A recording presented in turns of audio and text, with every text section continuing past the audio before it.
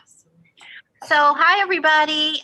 We're trying to socially distance, do our best to socially distance. So I'm in front of the island, Lori's behind, and we're going to try to stay on either side so that we can continue to offer our Mindful Kitchen program and our cooking programs as we all manage our way through a worldwide pandemic. Yes. Which is like crazy to say. It's so crazy to say. We do have a couple of announcements. Yes. Right? One of them is that next week, remember, we're not taking a week off in between. So next week will be our third class, Yep. which is Loma Linda. Loma Linda. Another good class. Yeah. So don't forget, we're not skipping. We're not skipping next week. So hopefully all of you will join us next week, same time, same place. And was there anything else we needed to announce, or? I don't think so. So we'll get started. Yes. Yeah. Okay. So why don't we start by introductions, and I'll begin and I'll introduce myself. My name is Lori Bumbaco. I'm a dietitian and I'm also board certified as a specialist in oncology nutrition. I work here at the center doing several different things. I get to work in the kitchen with Debbie. We do Longevity Kitchen together. And then we also co-facilitate another program called Weight Loss for Wellness, another amazing group that we get to partner and explore how the mind and the body are connected for health. And then I also meet with individuals one-on-one. So if you're interested to learn more about what to eat, what not to eat, and really personalize, the recommendations for you, please just reach out to me, and I'd be happy to meet with you. And here comes. So wait, I'm running on the other side. Welcome everybody. My name is Debbie Cronenberger. I am a program coordinator here at the Cancer Wellness Center. I'm also a therapist, a yoga teacher, and a meditation teacher, and my specialty is mindfulness. And I practice and teach out of that model. I am so happy to partner with Lori. We do a number of different programs together. One of the ones you forgot was Mindful Kitchen. Oh my gosh. Right, which we will probably resurrect in 2021. Yes. Mm-hmm. And Mindful Kitchen is kind of a holistic approach to food. And we integrate health and nutrition with the environment and attitudes, all these kind of fun things that we kind of bring together. So we'll probably resurrect that in 2021, I'm guessing. Yes. Today we would like to begin our program by our Longevity Kitchen program by introducing you to a region of the world, Sardinia, Italy. I can't wait to go to Sardinia, Italy. Yeah, I think everyone wants to go to Sardinia, Italy. Right, and some like quality time there. Sure, Yeah. I mean, especially on a day like today. It was snowing earlier. Yeah, it was snowing quite a bit, actually. But yeah, I think it's interesting that 2 out of the 5 places that we're visiting belong to the Mediterranean. And as a dietitian, many people I meet with are interested to learn more about the foods of the Mediterranean and why the Mediterranean diet is so healthy. So we get to explore that today, and then also in another one of our classes where we visit Greece. Yeah, and I think, one thing to remember is that it's not just the food. It's not just the food. Why not? Well, I think I'm prepared to answer that question. Tell me. But jump in. And it really is about lifestyle, right? And yes. So many, and unfortunately for them in the Mediterranean, and kind of unfortunately for us, so much of their lifestyle and life behaviors are because of the topography of where they live, the weather of where they live, and of course the Mediterranean is very pleasant, very mild climate. And so that kind of facilitates a way of life that turns out to be super healthy. Yes. And we're going to talk about that today and kind of make suggestions in terms of how, even though we do live in a kind of challenging climate and challenging environment, not a driving environment, Right, we're not walking, we drive. We don't Yeah. walk as much as they do. It's flat, and where most of them live is hilly. Yeah, We don't have the nice weather that they do. right. But we're going to make some suggestions in terms of how we can kind of change our mindset regarding that. Right? Yeah, I love that. Yeah, and as you were speaking about how it's a way of living, that's what I just learned recently, is that the word diet comes from the Greek word dieta. I'm probably totally mispronouncing that. Probably, but But everyone will get what the intention. so what I learned is that that word translates to, believe it or not, a way of living. So a diet does not, it sort of the American way of what is implied by the word diet in America is you're on a plan. You're on it, you're off it. You're on it, you're off it. Yeah, and Right. usually and refers to something restrictive. Super restrictive, Or right? Yes. includes deprivation or something. Yes. What an awful way to eat and What a live. horrible lifestyle. Terrible. Please do not sign me up for that. Yeah. And so, we want to think differently about how we use that word diet, and certainly lessons learned by the Mediterranean region, which is, it's a way of living. So Yeah. it's so much more about the foods, and it's definitely so much more than about restrictions, what to eat, what not to eat. Yeah, I think a healthy diet and a healthy lifestyle is disciplined, right? Sure. Right? We have to, think about it in terms of our health, though, Yes. right? Yeah. And what is going to make us happy and healthy, right? Right. Versus not. And like, if you think about the word diet, Ugh. it's like, ugh, right? We both Like, like oh, Monday I'm going to go on a diet, ugh, right? Yes. Everyone feels that way. I know I do, and I've said that 1,000 times if I've said it once, right? So think about, these cultures informing us that we talk about in this program, informing us in terms of living a healthy, happy lifestyle. These days, everything in the world is available to them, even though most of them live very kind of the geography or the topography or the culture, the religion kind of cloister them away from big population centers. But certainly they can get a Dorito too, right? If they really wanted one, If they wanted one, they could.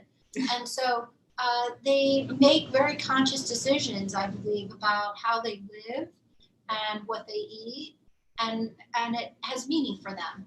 Yeah. Right. And I think like Sardinia is a perfect example of that. Like I was looking at images of this gorgeous island. It's the second largest in the Mediterranean Sea. And the beaches are beautiful, right? Like a popular tourist destination. But no one goes inland, where it's all rocky, and there is this geography that it makes it less pleasant, I think, to visit, but still beautiful. Mm-hmm. And I think that the locals that reside there still, they have preserved their culture because they value it, and it's just what they know, it's what they do. Yeah. Despite that outside influence. Yes. Yeah. It's so neat. Yes. Yeah. So we have I think we reviewed some of the common themes, but let's just touch on the blue. Yeah, touch on the longevity culture themes. Yes. Yes. So I think you started to talk about them a little bit, like the climate and the region. Mm-hmm. It seems that with what we learned in Okinawa, and then also what we'll discuss today, is that the geography kind of nudges them to move more, right? So in Okinawa, we learned how they are outside a lot walking and out in their gardens, right? And that's sort of like their daily activity. They don't necessarily belong to a gym or have a Fitbit, but they are getting their steps in. Oh, yeah. For sure. Mm-hmm. Yeah. So that comes to mind right away, I think. Yeah, and one of the things that we also began learning when we first started exploring this is that it's not the important part of a healthy lifestyle. Well, there's nothing wrong with going to the gym and getting that big old boot camp workout in, which I took one online, and I had to like be resuscitated, like 20 minutes in. But there's nothing wrong with that. No. Except that one of the things that the research and these cultures have pointed to is that living an active lifestyle so that we're moving a lot during the day. It's not necessarily necessary to take the boot camp, but what is necessary is to keep moving as much as you possibly can. And it doesn't have to be breathless moving. It can be, you're going to take a walk over to the grocery store or a girlfriend's house or anything, right? Yeah. And moving consistently throughout the day. Yes. I love it. I'm so glad you've mentioned both of those things, because that's what came to mind. Is I feel like I encounter a lot of individuals, especially after treatment, when their treatments rendered them much more exhausted. I mean, fatigue is the word to use, but there's neuropathies and really a loss of strength and energy. Weakness. Yeah, and they feel like they use that word should, right? That they should go to the gym, but they don't really, they're concerned about their immune function. And so, especially now, nobody's going to the gym now. Especially now. Yeah. And so what we can learn from, again, these long living cultures is that the gym isn't necessary for good health, right? So we don't want to place that pressure on ourselves when it's just the expectations are too great. And then the other point that you made I love is that it's just this consistent movement, this consistent activity, because we find that, maybe it's detrimental. Think about it this way. It might be detrimental to go to the gym for an hour and then sit in front of the computer the rest of the day, right? That may have rendered that boot camp not as effective, right? So we just want consistency, constant movement, and that equates with good health. It equates with good health, and what we've been learning for quite some time, but especially now, is that when we move, when we walk, when we use our arms, when we go up and down the stairs, or we vacuum, or we do any of these simple activities, or just stand to cook. Yeah. I don't know, we may be focusing a little on that today, right? A little bit. Yeah. It's a little. Because we love the idea of everyone cooking, and now that we're all home, I think everybody's cooking a little more. Yeah. Is that when we move like that, it's super good for us, and it's good for our state of mind. Mm-hmm. It's good for movement. It's good for pain. Yes. Amazingly, right? It's a great way that we can begin to work with pain. Yes. And so, really, all good things come from moving. Yeah, I'm laughing because I had someone the other day share that she recalls Debbie over here. Whenever somebody says that, I panic a little, and I think to myself, boy, I hope it was a good one, or not like some goofy one. The things that stay with people are always just precious. They're good. They're so good. Good to know. So she said, I remember Debbie saying that motion is lotion. Yes. And that's but I have to give credit where credit's due. I got that from Brittany, our exercise teacher, who is a physical therapist. Yes. And I had physical therapy from her and adore her. If none of you have taken her exercise class, I recommend it. It's free through the Cancer Oh, yeah, Center. that's right. Yeah. And that's what she says. Motion is lotion. I love it. Yeah. And in the science world, that's where my mind always goes, there's something called NEAT activity. So non-exercise activity thermogenesis. Fancy, I know. She's always coming up with these fancy terms. We'll just say it's NEAT for short. NEAT. Okay. So what we see is that this non-exercise activity, meaning like not going to the gym but being active, so just moving, being out in the garden, walking up the stairs, standing to cook. Vacuuming, yes. Laundry. Check. all of these things add up, they add up, and they actually find that we have some significant calorie expenditure, meaning we're burning some calories, right? Because that's very often what is in people's minds about why they're supposed to go to the gym or be on the treadmill or lift weights. It's for that calorie burn. But we see it in the proof is in the pudding, right? We see it in just the regular, daily, consistent activity that many of these long living cultures have. Yeah. So that's a big one. What else is on there? What else? They eat a certain way. Well, they're all, in all of the cultures, they are rarely lonely. Yeah. And boy, we have so much loneliness in in our country, and we really have to make an effort not to be lonely. Like if you are, to reach out, and at this time it is way harder if you're a single, for whatever reason. And and I think we don't necessarily feel the responsibility toward each other when we do have somebody in our community who is alone. And we have to really think both ways, because boy, when you invite somebody who's alone to join you in a meal or for a walk on a regular basis, just by that, you're making the world a better place. Yeah, I love that. Just by that, you're making the world a better place. So, and you have to remember also that if you're a single, you have to make more of an effort. It's a little bit more work than if you have somebody naturally in your house. And of course, as we age, and all of you are cancer survivors, and cancer most of the time affects people who are aging. Yeah. And as we age, our worlds get smaller. And so it requires more of an effort on our part.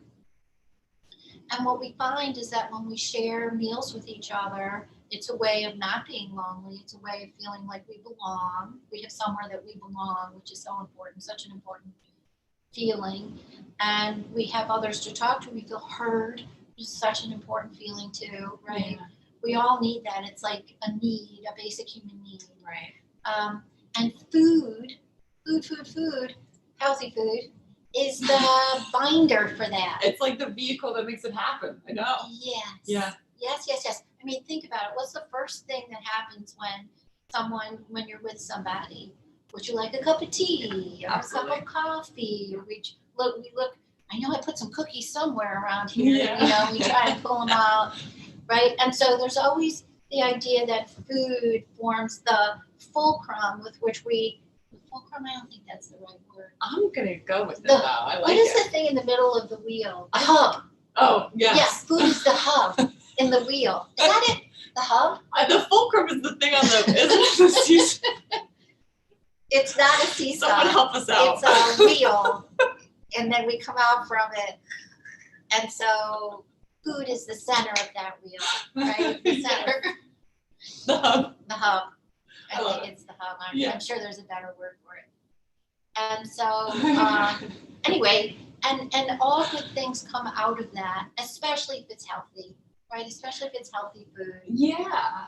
Well, I always just love working with Debbie, because the way you just described that, it brought me back to my childhood and even adolescence and young adulthood. So I am mostly Czechoslovakian, and on my mother's side. So her father, my grandfather, became widowed when he was 60.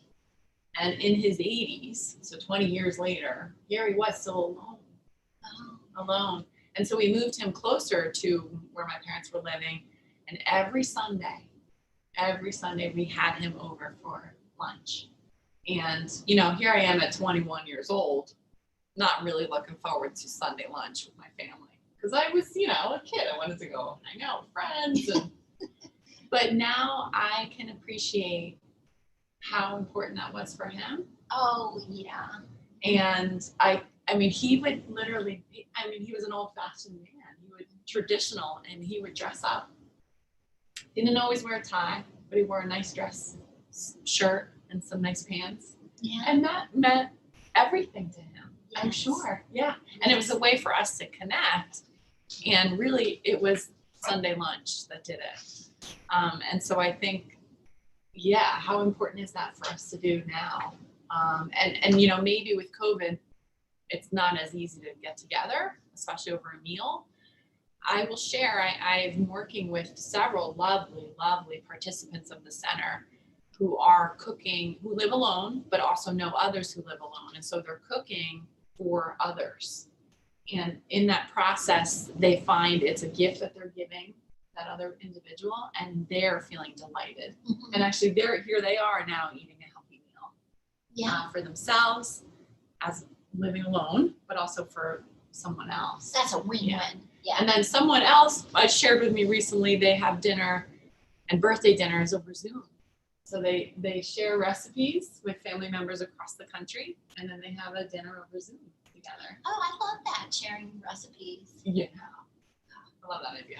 Boy, you know, I just thought of something. Maybe we should have like a program where we have our participants share their family I love that idea. recipes, and we can share them with each other, Yeah, and maybe make some of them. And I think that's a genius idea. yeah, So I'm seeing like some people are clapping. I love when we can see everyone. Yeah, great idea. So we'll plan a program for that. Yeah. That's a lovely idea. yeah, I think we should. Remind us if we, We won't forget that one. no, but that's a good idea. So, you know, one of the things that we just want to remind everybody about is that, you know, we're talking about all the positive qualities of other cultures and their diets and their way of life. And of course, we're not devoid of that here. But it turns out that it's a little harder here because we're just bombarded. We have a driving culture, you know, we drive everywhere. We're not walking and meeting each other on the street and saying, how are your children or whatever. We are, you know, at a grocery store where everything, we have to kind of work harder to find the healthier choices for Yes. ourselves. We are bombarded with convenience. Mhm. Right, and we have developed over time a propensity for the sad diet. Yes. Oh, what a good segue. She's good. I love it. Yes. I mean, as soon as you started talking about how hard it is to find healthful foods and ingredients that are really at the disposal of these long living cultures, that's sort of the opposite here. We have an environment that it just everywhere we turn, there are these ultra processed foods. So Yeah, when we're driving, we're Yes. passing all the fast food places. When we're in the grocery store, everything at eye level is probably not healthy. On TV, bombarded. with those- bombarded. Yes. Yes, and we think that that's normal food. Right. Because we've just become accustomed to that. That's all we Yes. see, and that's all that so why would we need to work harder, right, to find these healthier options when all of that is so readily available? But not only that, they bombard our taste buds. So it's like this taste explosion because of thanks to the food science industry. They really have taken us into a place where we can't appreciate the natural goodness And subtleties. and in a subtle way, Mhm. right? Because in stark comparison, right, in contrast, they're not gonna compare, right? So I think it takes our effort to take some steps to learn how to retrain our palate Mhm. and how to cook more. I think is the best opportunity to do that. By cooking more, you can learn how to add just subtle flavor from quality ingredients, and that will satisfy your taste buds. It may take time. Yeah, and remember, it's kind of about patience. Yeah. Right? Like when you go to the grocery store, it might be harder to find, you know, Yes. the hulled barley, right? Or the beans or the fennel, right? It might be harder to find those things, but give yourself the time, right? And it might be harder rather than just calling up Grubhub or whatever. It might be harder to cook a little bit more. But think about if you can just, rather than say it's hard or it's work, think about it in terms of self-care, right? Like when I Right. go to the grocery store and I take my time, I'm not stressed out. It's a more pleasant experience. When I go home and I take my time and I cook a healthy meal, I feel better. I feel good about it. I think we all never feel bad about doing those things for ourselves, right? Never. And Yeah. so, And I think like, as you're sharing that too, I think about how for myself and many people I work with, going grocery shopping is like a chore. It's just another thing to do. And you're rushing through it. You're in and out, you get frustrated because you can't find things that were on your list, but this, just like food is the vehicle or the hub to connect each one of us to each other, I think it's also this opportunity to perform self-care, right? And why be stressed to go grocery shopping or to prepare food? Why bring stress into the equation? The food and our health didn't ask for that. It doesn't need it, right? So if we just approach it from wearing those lenses, then I think that can make a world of a difference. Yeah. And we do have to work a little harder in our country to eat healthier, because we've become because of all the things we just talked about. And so we encourage you to think about it a little bit differently and view, just like any other kind of, care you would like to give to yourself, this is part of it. Right. And remember, last class we talked about examples of ultra processed foods. Yeah. 2 comes to our mind. Yeah. Doritos and Oreos. They're just not food. It's just this manufactured, edible, sort of pretend wannabe food. It's not food. It's not really nutrition. And so there's a missed opportunity there. You could probably make a yummy dessert using quality ingredients and finding some good chocolate, or even just some dark chocolate. Or an oatmeal cookie. An oatmeal cookie that you make from scratch. Oh, delicious. Right? Same goes with chips. Like you could easily make them for yourselves, and they're going to be that much better for you, and you're going to feel that much better about yourself because you just embrace what we're calling self-care. Right? Yeah. And Lori often talks about how what? I don't know what you're going to say now. I'm worried. See? No, I'm worried. See? There. Lori often talks about we're still looking that it's not just one thing that we eat. Yes. Right? It's what we eat over a long period of time. Yeah. And so what we want to do is, it's not bad to have an Oreo if you love Oreos. It's not bad to have an Oreo or a Dorito from time to time. I mean, look, January's coming and there might be a Super Bowl. I don't think there's a Super Bowl without a Dorito. Never. I don't know. Is there? I don't know. But so, but what we want to do is we want to encourage you, coach you, support you in making these healthy lifestyle choices over time, so that mostly we're making choices that are geared toward our health. Yeah, and just an extension of that thought. My stepdaughter's 14, and she had like a protein bar, and she asked if it was bad, and I said no. I could argue that any single food that we eat, including a Dorito, is good. And I said it's really because we don't want to allow food to do that to us either. To feel good or bad about what we ate, or to label a food and then assign a feeling because we ate or didn't eat a food. That's not fair, right. I don't think. And food is food, right? So we talk about this a lot. It is, yes, food is sustenance, it's nutrition, we need it for good health. But it's also a couple other things.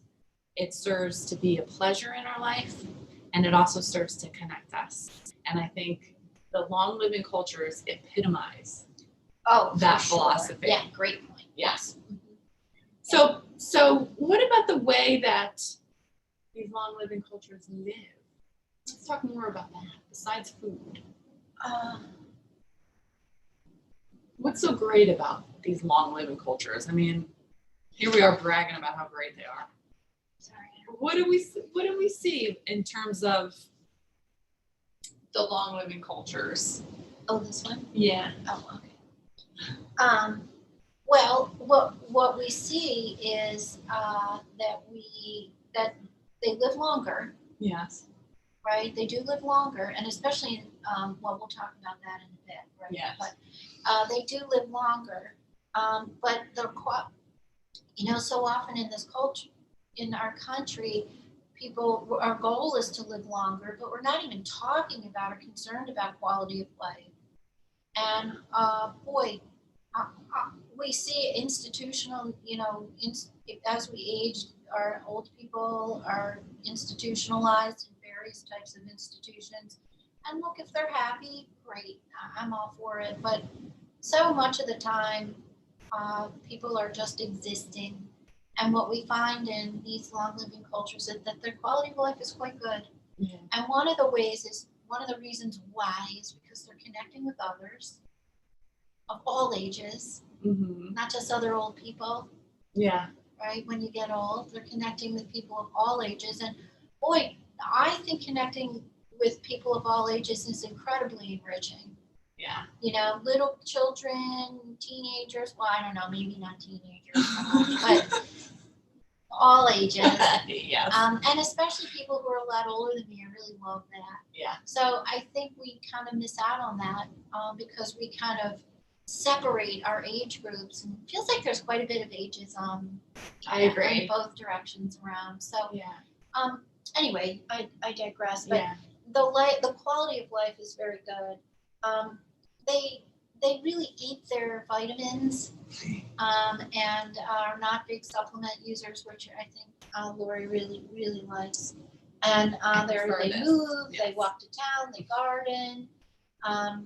They are not necessarily wealthy or as wealthy as we are, but they seem to have a healthier lifestyle. Imagine that. Imagine, yeah. We're such a wealthy country. But just like we talked about, we have to make an effort to really kind of find our roots. And I think if we all go back to our cultural roots, like our Czechoslovakian roots, and I happen to be Czechoslovakian too, actually, half Russian, half Czechoslovakian. Yeah. If we go back to that and you think about the things that your grandparents used to cook or your parents told you, that your grandparents, there are lots of foods that aren't dependent on wealth. Right. I remember my grandparents saying that they would eat meat once a week, maybe. Like every Friday they would cook a chicken, which was like a big deal, and red meat was like almost non-existent. Yeah. It was only for very wealthy people, but that turns out they depended on beans and grains and vegetables from the garden and fruit from the trees. And that turns out to be really good for us for a lot of different reasons. Yeah.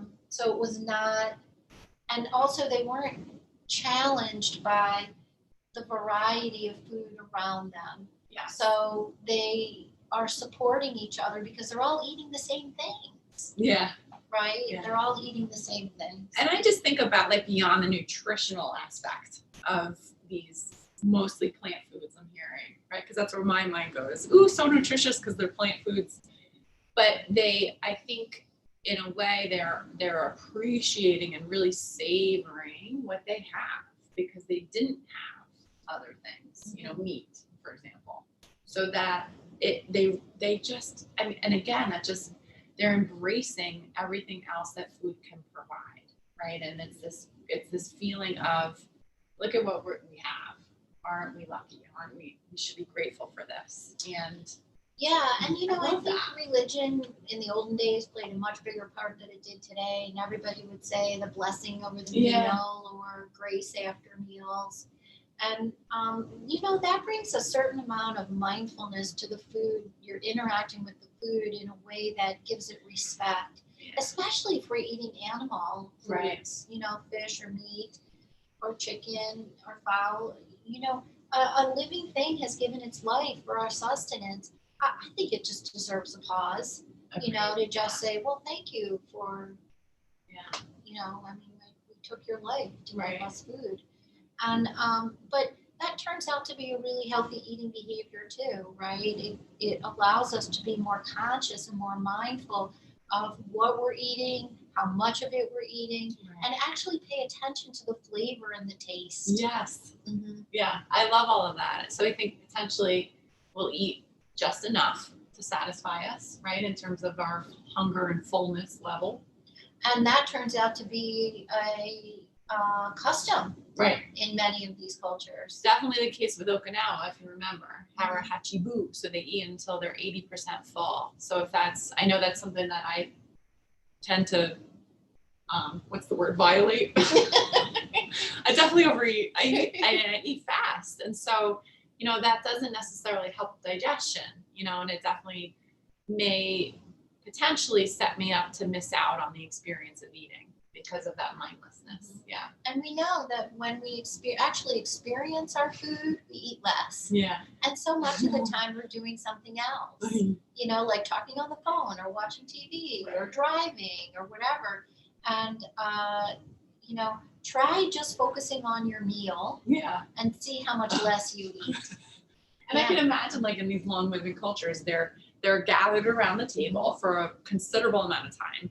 They're paying their respect. They're honoring how much work it took to put into the meal, right? And then they're probably they're sharing. Ooh, you have to try this. Like, and just imagine that interaction with what's happening there. And again, it's all because of the food. Because of the food. Yes. Yeah. So we find that it's not an expensive lifestyle. It's a lifestyle of connection and movement. It is a lifestyle of the environment. They have local foods that are in season probably most of the year. Yeah. And they take advantage of that, because it's less expensive, but you know what it's like to have a peach in season. Right. Delicious. Yeah. A peach out of season is not so fabulous. We say wah. Yeah, but a good juicy peach in season, wow. Yeah. Knock your socks off. Yeah, knock your socks off. And talk about flavor, just simple. Yeah, the connection is super important, and we see that especially when we take a pause and we're grateful for our food, we begin to look at our food in a different way, and they tend to do this in their with their cultures. Yeah. Yeah.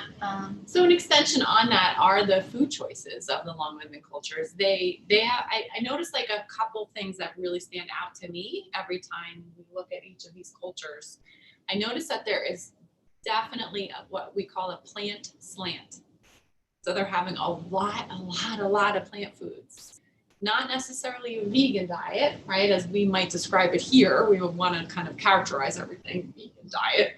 They're eating just a lot of plant foods because, again, that's probably consequences of their financial situation, right? So they didn't have necessarily all these luxurious foods or the ability to afford to buy meat, but they're just relying on the land to give them what was available to them.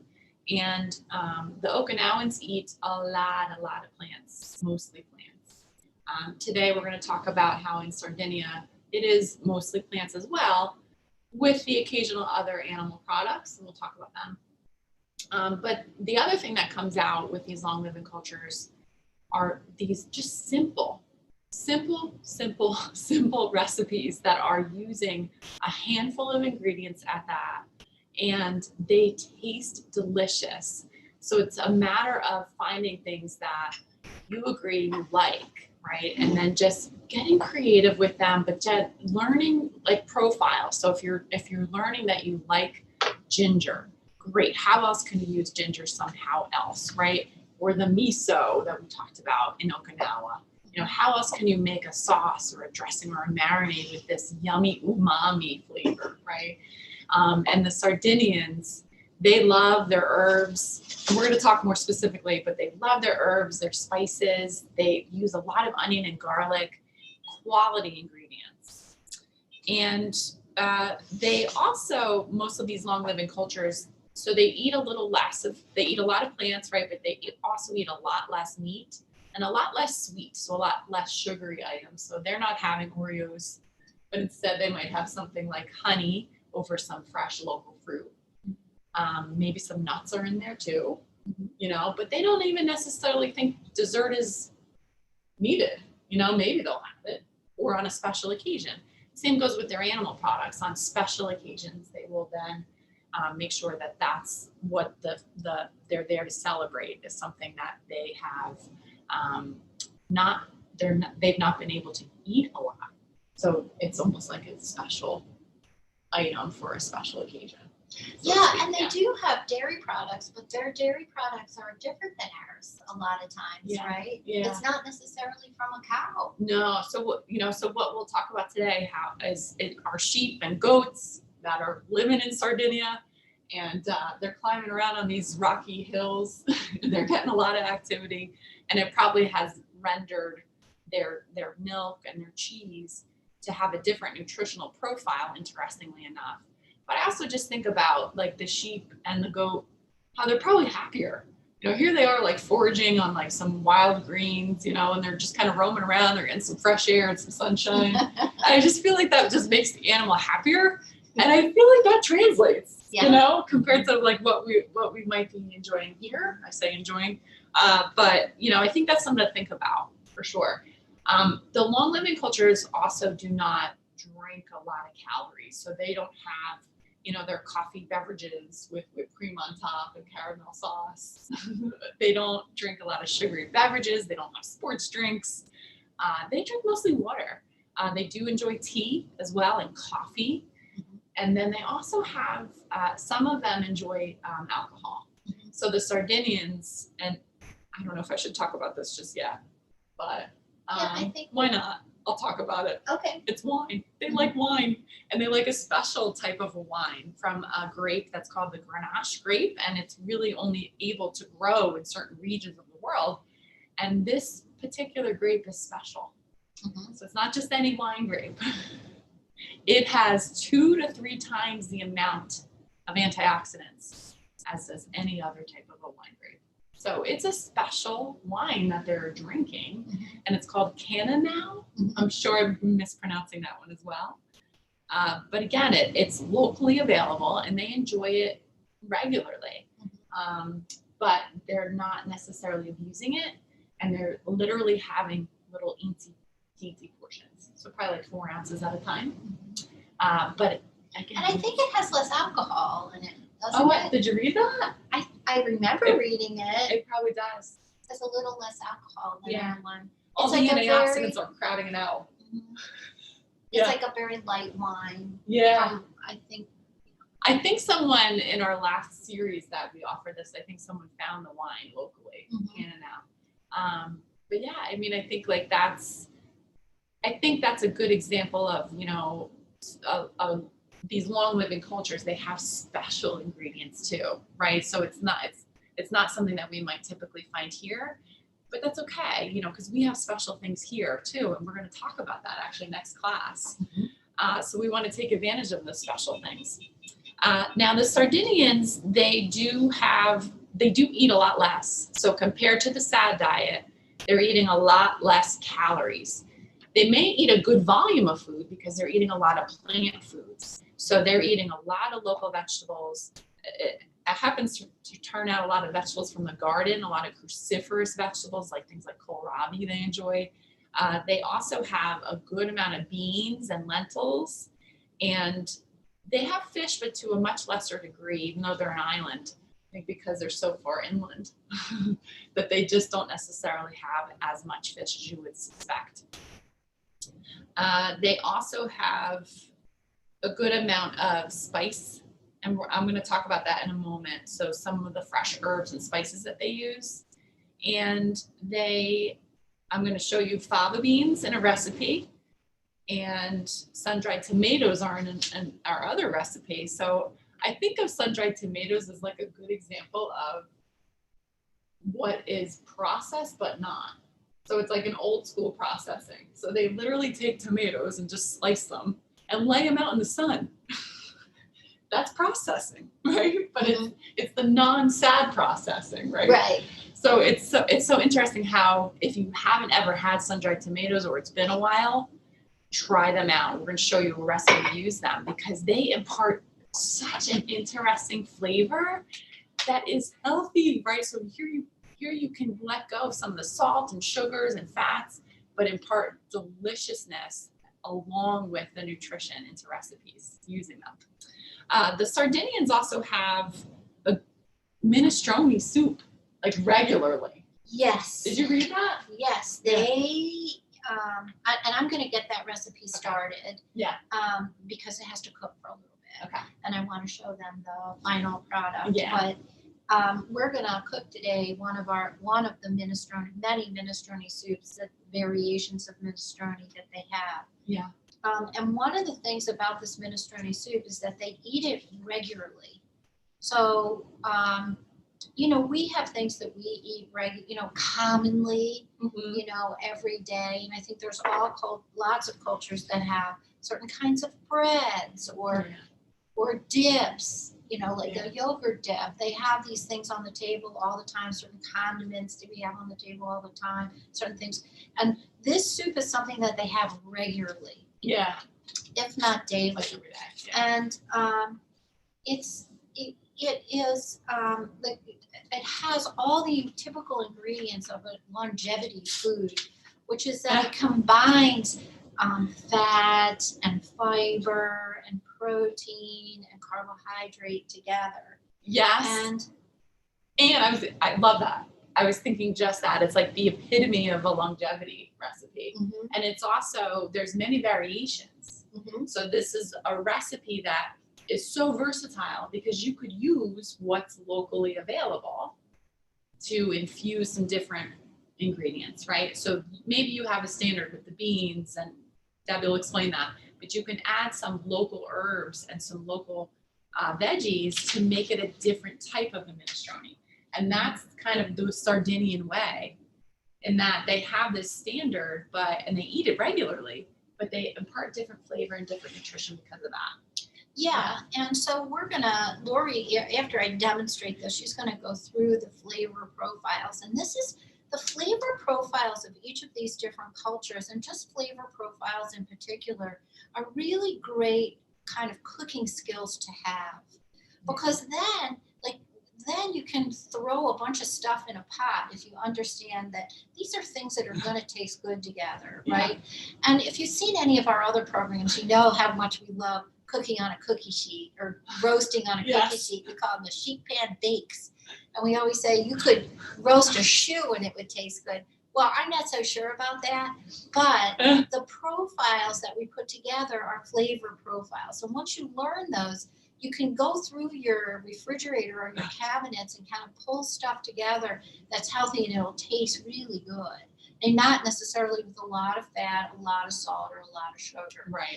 And so this, Lori chose this soup because it combines some unusual flavor proteins for us that we in this country don't necessarily we don't think of. Think of. No. Right? And so in a pot, I'm gonna just pour a little bit of olive oil. It says, and I like to make recipes really easy. Yes. And so it says a tablespoon of olive oil. I don't measure it. No, I measure it. I just pour some in. Yeah. And it looks good. Yeah. And you're gonna get that. This is the flavor And so profile. basically in this, it just says to dump it all in to a pot. And so that's what we're gonna do. Now we have used some canned chickpeas, and we just happen to use this brand, but you don't necessarily have to. You might have some dried chickpeas, which lasts forever in the pantry, right? A little bit more work to work with the dried chickpeas, but we're going to talk about that. More work. How dare we? The lentils.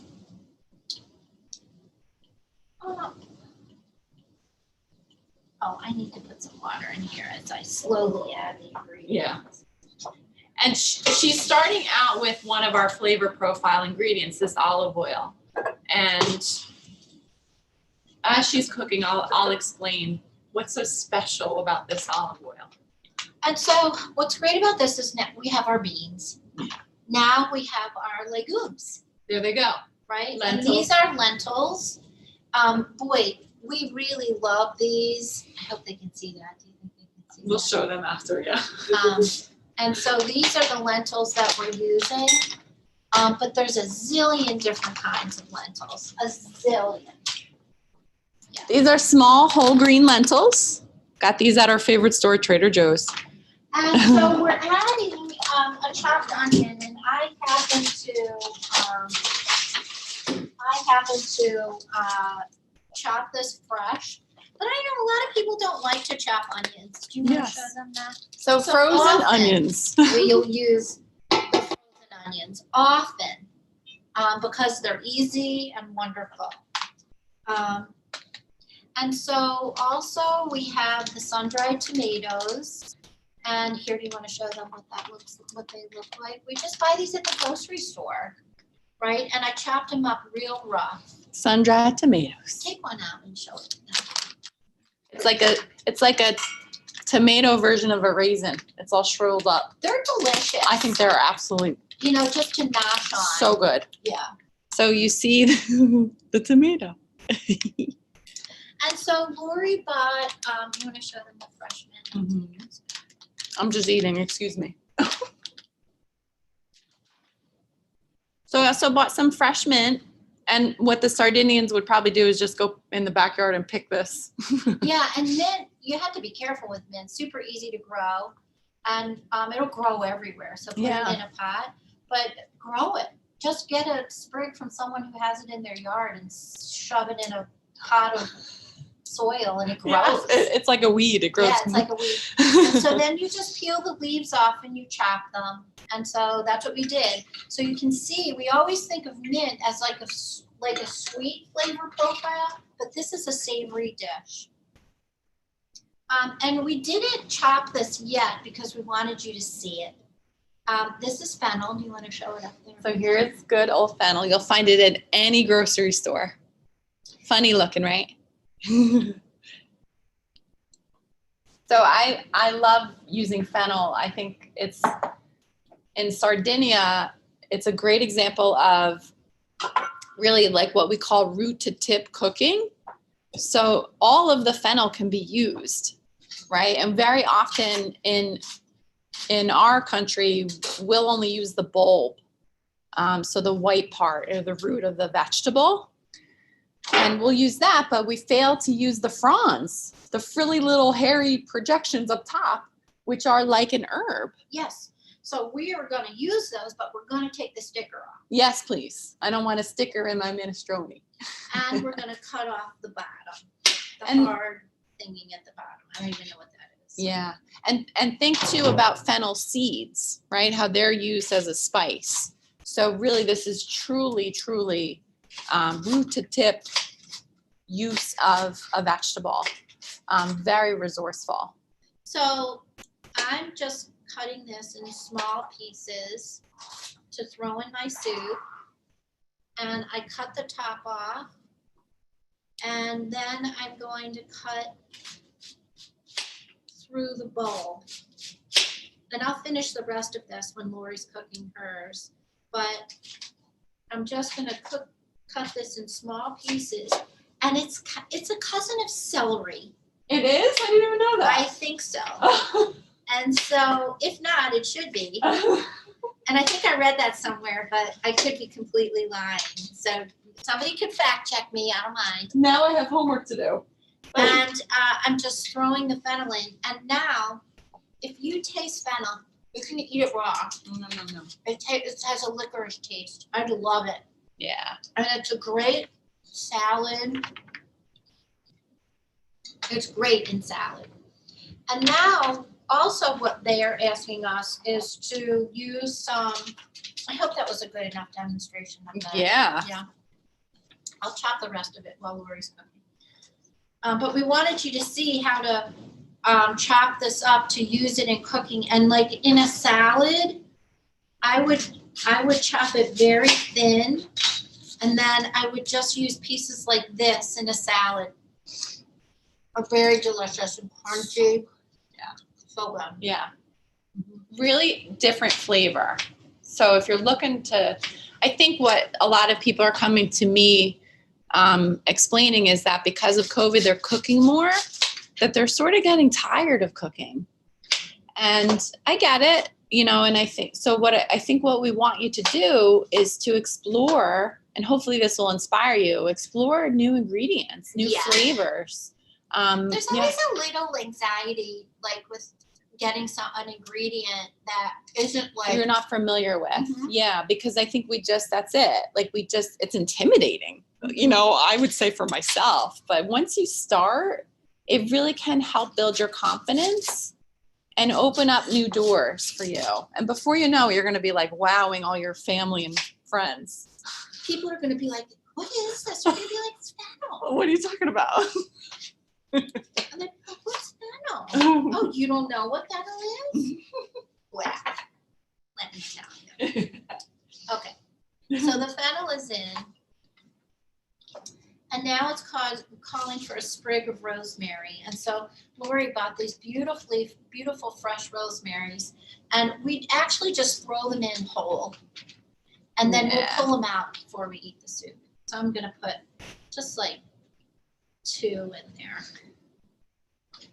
It's got I don't really like rosemary. I love Do you? it. Yes. Yeah, I don't really like it. And it's interesting. You see how she smelled it, and she kind of was like, And that's what rosemary does. It's the oils in a lot of herbs, and rosemary is a good example where it lifts your mood.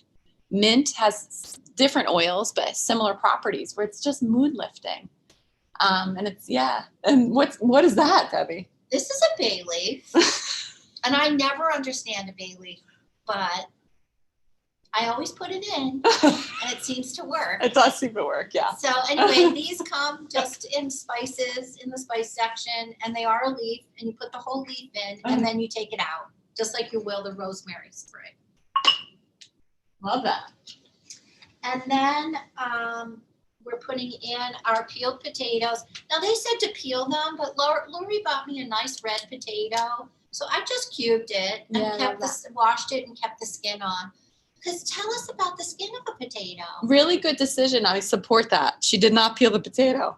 And how dare we put potatoes in your recipe, right? Potatoes, they're a starch. Aren't they a bad carb?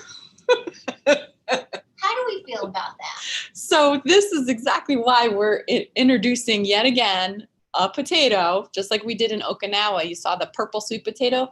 Now we have really any version of potato that you'd like. I wouldn't use a sweet potato in this, but you know what? If you wanted to, why not? I chose those red potatoes at the grocery store. They just looked nice. And the skin has really a lot of nutrition. If you do peel it, you're losing a little bit, but it's still a good choice, okay? So we don't want to admonish potatoes because they're starchy. And what do we get from potatoes? What vitamin? Yeah, so what a great question, Debbie. There's a lot. It's like a complete package. And I think that's what we tend to do, especially, in my early education, we tend to reduce foods to its parts. And that's not fair. We want to look at the whole package. So a potato, yes, it has starches, but it also has a package of vitamins and minerals, including the ones that we do not eat enough of here in the SAD diet. So there's a lot of potassium in potatoes. There's a good amount of vitamin C in potatoes, which we know is good for our immune function. Potassium is a mineral that is very important for establishing our circulation. It is also good for electrolyte balance, and Americans do not eat enough of the potassium. So we don't want to necessarily avoid it just because it has starches. We need to eat starches, and the starches really are in good company. So here is a great package to have. Now the skin is red, so the skin has more compounds that are thought to be conducive to good health, including our immune function and also cancer protective qualities. And I'm going to talk a little bit more about that in a moment. Deb is working on this. I am. So I have put all of our ingredients in, and it calls to just cover the ingredients barely with water. But the last ingredient that we really want to talk about, which is such a great ingredient, and we've really been exploring this a lot, and you happen to find the fiber-rich barley, right? So I bought this on Amazon. What do you know? I got it shipped to my doorstep within a day. And this is hulled barley. And I think like what minestrone isn't complete without barley in it. What a great, I think, comforting addition to a soup. Now, most of the times in the store, we find pearled barley. Okay, so we also have pearled barley in the kitchen as well. And there's a difference between these types of barley. And I just want to explain it quickly to you. Oops. So the hulled barley is minimally processed. So what barley is naturally very tough. It has this inedible outer shell. It's almost like a think of like a walnut shell.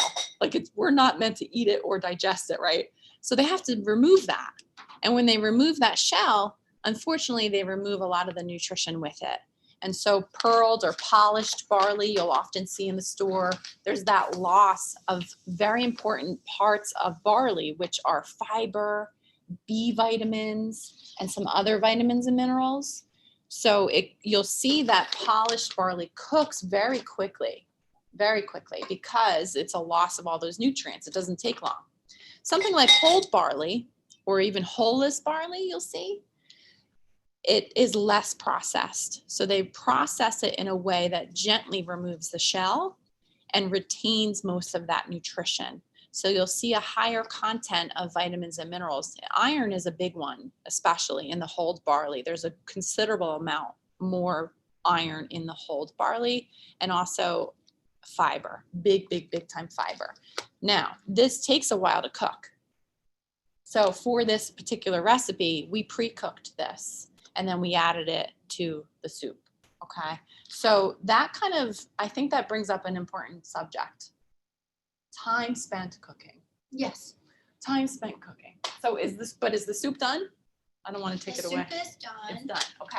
It's just the one other thing that I wanted to say about the soup is that it's like it's like the whole package, right? Yeah. You know how you talk about, well, this person's the whole package. Well, this is the whole package. Yeah. They eat it every day. And when Every we day. were reading about this culture, they were talking about how, you know, they change it a little bit, you know, with what's in season and whatever, but how it packs such a nutrition punch Yes. that it may be one of the things that really contributes, along with some other things, on a daily basis. So it's like almost like we may take our vitamins every day, but they're having their I love that. minestrone soup every day.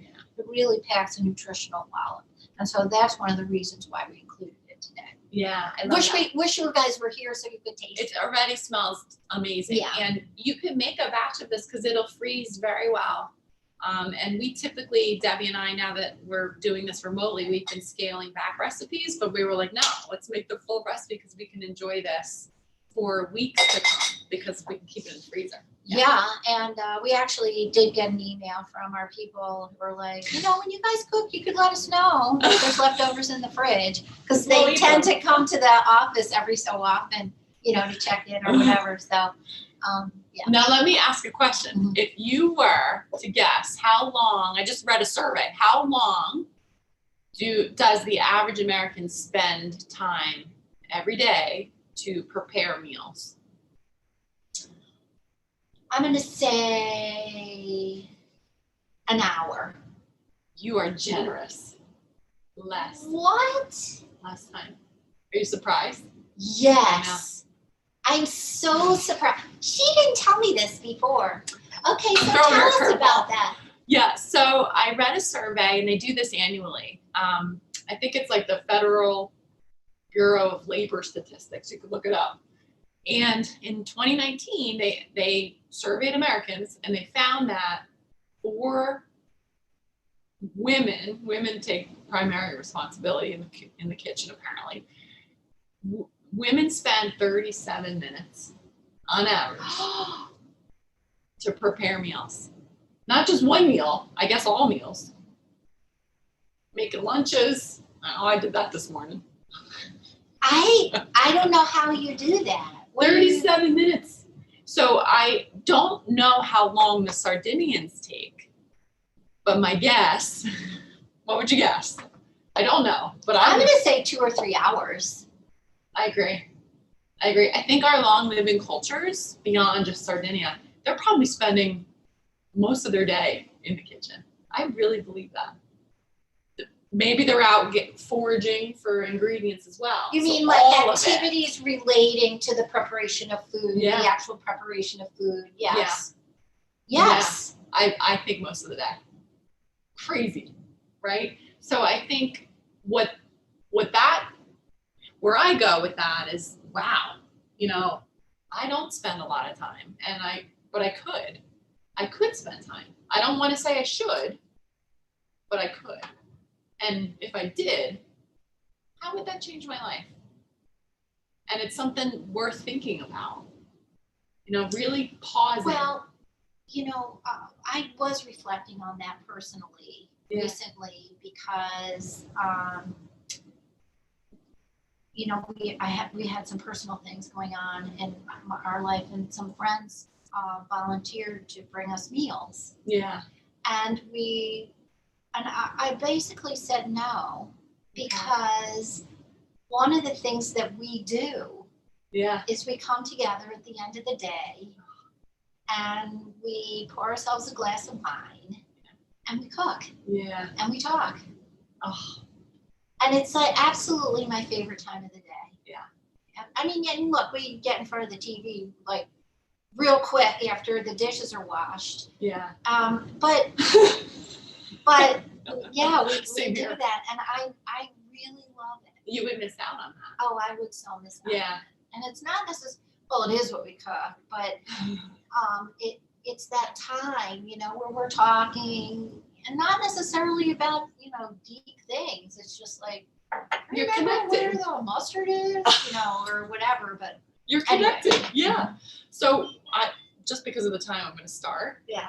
Oh my gosh. Do you want to show off some ingredients? Mm-hmm. All right. So the second recipe takes advantage of another staple in Sardinia, and they are the fava beans. So Can we put this one on the big one? Yeah. So blast it yes. and turn off that one. Thank you. It smells delicious. Oh, I can't wait. Such an interesting combination, I think, in there. Yeah, so fava beans. First, I'm going to start my skillet, though. She's gonna hold up the oil, too. So I put in some olive oil. And this is special. What's on the back of that olive oil? Something's very important. You'll see a date. So that olive oil company is so kind. They let us know when they press the olives. That's very important because we want that juice so fresh out of those olives because that's where all the nutrition is, okay? And you'll see that particular brand. I don't know if you want to hold it up again. That particular brand available in most grocery stores. Yes, everywhere. They give us that information so we can make an informed decision how fresh and how, therefore, the quality of the olive oil is. Mm-hmm. And then, so I have that in my skillet. This is a super simple recipe. I mean, you can't get easier than this. No, you cannot. No. So what we're going to add to this next are hang on, I'm going to put in my garlic. Now, Debbie, What instead of you can do, cut up these, or one of these is Yeah. equal to one of those now that, frozen. This is everywhere. I don't know about you, but I'm going with this. the Sardinians take their time. They will probably mince the garlic, but we looked at these cloves and they were kind of sad looking, like not sad diet looking, but Like dried out. so we're like, let's use our good old frozen standby. And that's what's so great about the freezer is it's always this resource for us when life gets in the way or things don't turn out as planned, right? So now we have it's already smelling delicious. We got that. I just put in 1 cube of that frozen garlic, which is the equivalent to a clove. And we're gonna let that warm through. And then Debbie's gonna show up our special ingredient here, the fava beans, which I actually got at Sunset Foods. I'm not sure about other grocery stores. They probably do carry a version of fava beans, although I don't find fresh fava beans very often. But fava beans, they kind of look like lima beans, right? I think they do. Yeah, And I'm I gonna would just, taste one. yeah, I want to hear how you describe how they taste.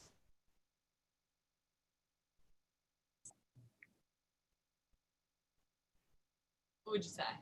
Now we're gonna zhuzh it up with some flavor. They're really nice and creamy. Creamy. That's how I would describe it. And like meaty. Mm-hmm. So what a great alternative to those meat eaters that are, you know, looking to minimize animal products. This gives that mouthfeel, that nice meaty, big, creamy tasting mouthfeel. Mm-hmm. So these are already pre-cooked. What a convenience that is. Oh yeah. Right? Because otherwise the fresh fava beans look like a giant green bean. We got to take them out of the pods, which the Sardinians probably did. That was work for them, right? Mhm. And they were happy to do it. But this is convenience for us, and we'll take advantage of it because it's just as nutritious. So we're gonna warm this up with the garlic. Yes. And then we're gonna saute those, warm them up. They're already pre-cooked, right? So now we're just warming them. Mm-hmm. And just give them a little toss. So all we have so far is olive oil, garlic. You can use a version of garlic if you want to use onion or shallot or scallions. I love shallots. I love shallot. I actually wish we could have used it here, but that's okay. Maybe we should experiment with that. Yes. You know, because I don't think a lot of people use shallots. Yeah. What is the flavor? So it's in the onion family. So we call them allium vegetables. And I always brag about the allium vegetables. So garlic, onion, shallot, all versions of onion. Like the red onion is different than the yellow onion or the Spanish onion or the Vidalia onion. All these different colors, but similar flavor. Some nuances, but similar flavor. They have these sulfur compounds that talk to our genes. So they turn on tumor suppressor genes and they turn off oncogenes. And that's powerful stuff if you think about it. But what I fail to mention very often is I forget how allium vegetables are a prebiotic. I fail to mention that because I'm so focused on the oncology world, right? So prebiotics are good fuel for the gut, for probiotics, right? So we can eat naturally fermented foods like the Okinawans do with their kimchi, maybe. And then so that gives them probiotics. And then when we eat prebiotics, those are special fibers. And onion and garlic are really high, and all forms of them are really high in these prebiotics. So good for the gut health. Okay. So if you're looking to improve upon that, that's a very popular concern that people come to me with. Think about how beyond the flavor and the aroma, like we think of onion and garlic as aromatics, but they're imparting nutrition and good health in the end, right? So we want to, use them, and I think be liberal with using them. I would actually put in more garlic in here, but I have to talk to someone later, so. So we have that working. It's literally just warming through, and as we smell it, which we're starting to smell it, you can heat it to whatever desired temperature you want, whatever consistency you want, but I think they're pretty much ready. They are ready. So we're going to take them off the heat, and then we're going to add some fresh mint to this. Cannot get easier than that. Or give it a taste and see if it needs a little salt or pepper, and then we can add that as well. All right, so I'm just going to take them in a bowl so you can see if we have a clear bowl. I'll just use one of these. And because they're heated through, and we're going to add the fresh mint to it, the heat will warm up that mint and add to some of the aroma that we're going to get when we're enjoying this. And I like how, I think with long living cultures, they do sort of tap into all senses when they're eating, right? So it's not just necessarily the flavor, it's also, for most of these, it's the visual appearance, right? Like I think of the purple Okinawan sweet potato, like to see that purple color. Yeah. It's I think for children especially, they might be more interested to eat it.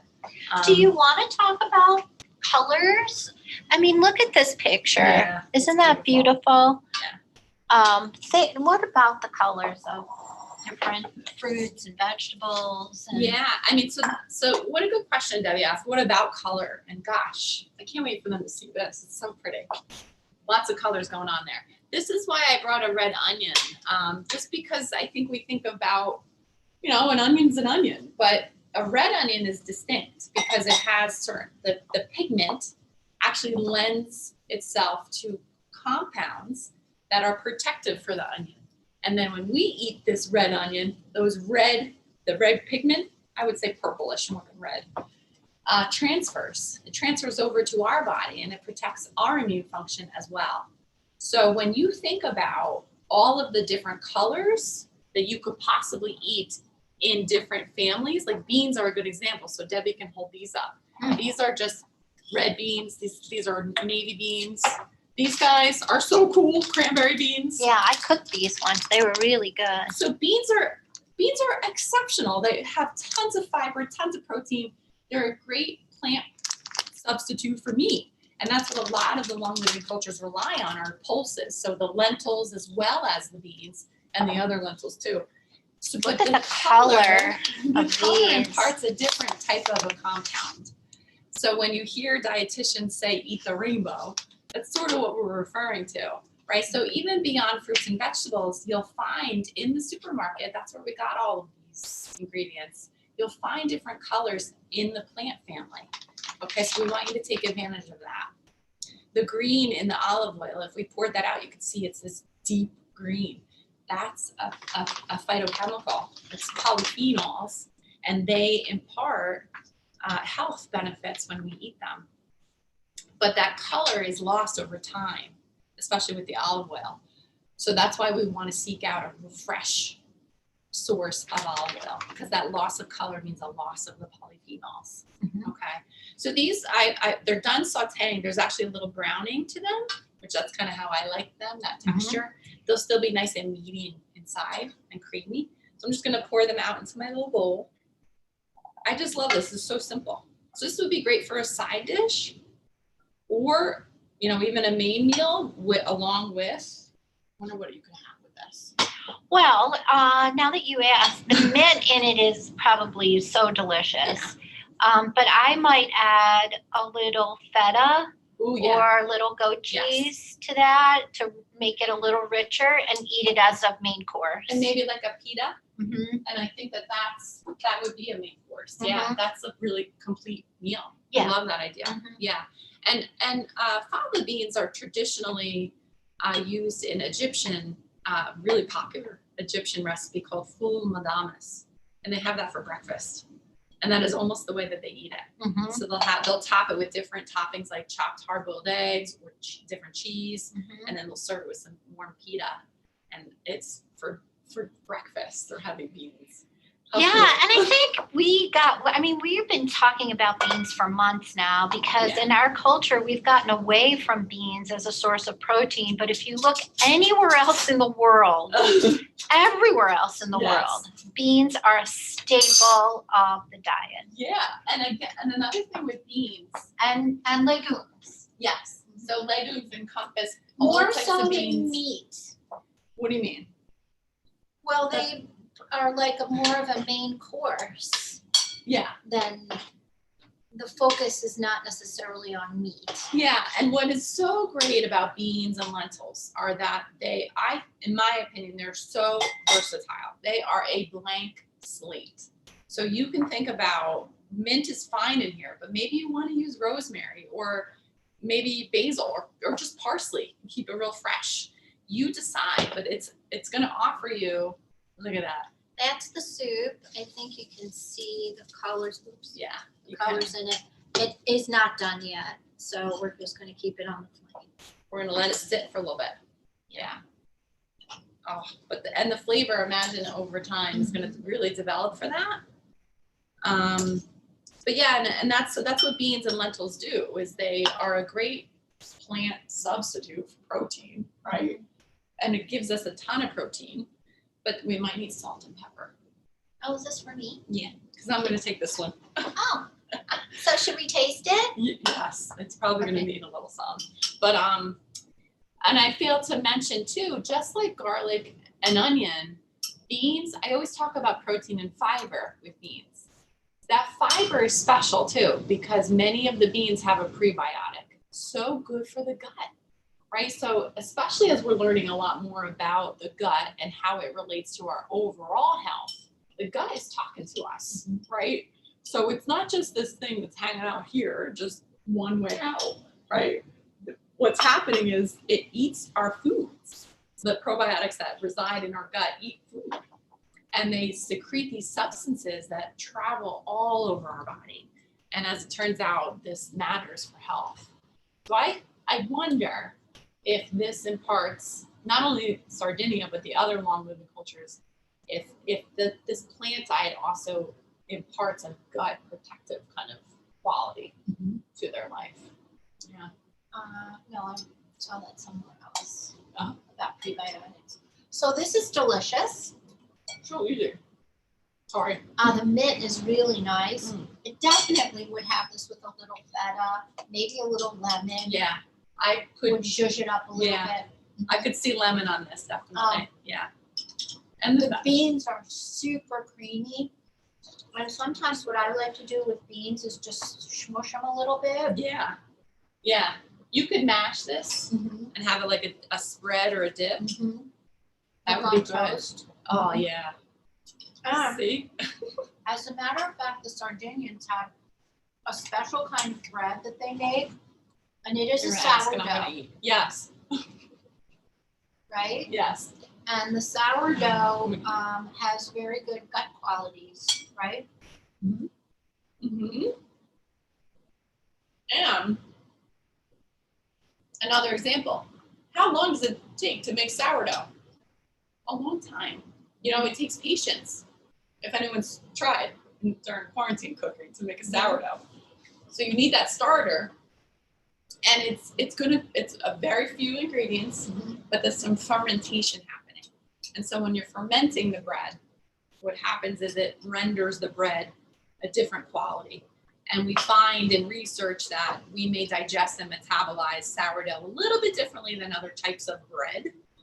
But sourdough bread is prominent in the Sardinian culture. They also have bread with most meals. And they have a special bread called carta de musica, which is a real thin, crisp. It translates to music sheets because it's thin and crisp. And they'll make that often as well. And they'll just use it to serve alongside meals as like a cracker. But again, it's all made from scratch.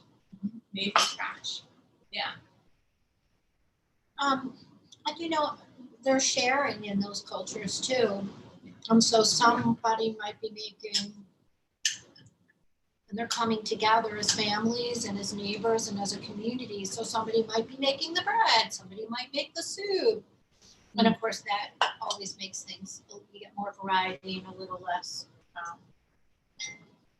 So I'm not sure if this is done or not. I'm going to take some out and see. I say it every time. I think I don't use mint enough. I love mint. It's so good. And I'm excited to eat the barley. Because barley is something that is so satisfying. It's like such comfort food in my opinion. It's so satisfying. It's really high in this fiber that's called a resistant starch. And it is what it sounds like. It resists digestion. And so we don't absorb all the starches from barley. Yeah, that looks really good. So it needs a little spice seasoning, but we have about 5 more minutes. Okay. So we just want to recap. See if you can change your attitudes regarding moving. You know, we don't necessarily live in an area where, in a climate where, being outside all year round is conducive to that. But see if you can think of creative ways in which you can move a little more. See if you can think of creative ways in which, especially during the global pandemic, which I just can't even believe we're even saying. I know. See if you can think of ways in which you can connect with others. It's good for you.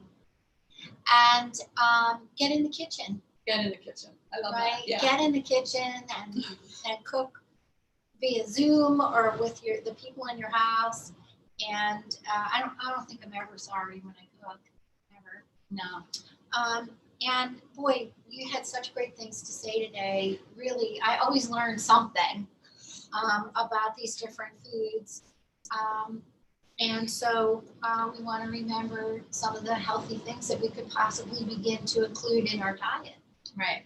Right. So and think about how, I think of a minestrone and it's not what I would have thought of in today's recipe. I wouldn't have guessed that the ingredients we use today would have gone. And I love that because it's just an opportunity to learn, to try something. You never know what's going to happen, right? And I think you won't be sorry you did it. And chances are you'll be successful. It'll come out right. It'll come out right. Yeah. You know, or you'll learn, you know, and then you'll do it differently next time. And I think one of the ways to become more comfortable with cooking is to be more familiar with those flavor profiles, Yeah. which we always include in our handouts, and you can look at your handout and read about those for this particular culture. Yeah. And once you learn about those, you don't necessarily have to follow a recipe every time, which I think is a little harder to do than just cooking. I agree. You know? Yeah, that's not my style. Yeah. And I'm thinking we used water in here. It's still quite flavorful, but if you wanted to use a veggie broth or stock or even Would a be chicken better. stock, I bet you would get a little bit more body to it, right? But I mean, the flavor still is, for just using water, is pretty impressive. Yeah. Yeah. Yes. So good to see everybody. Good to see everyone. We hope that you got a lot out of today's presentation. I know I had fun.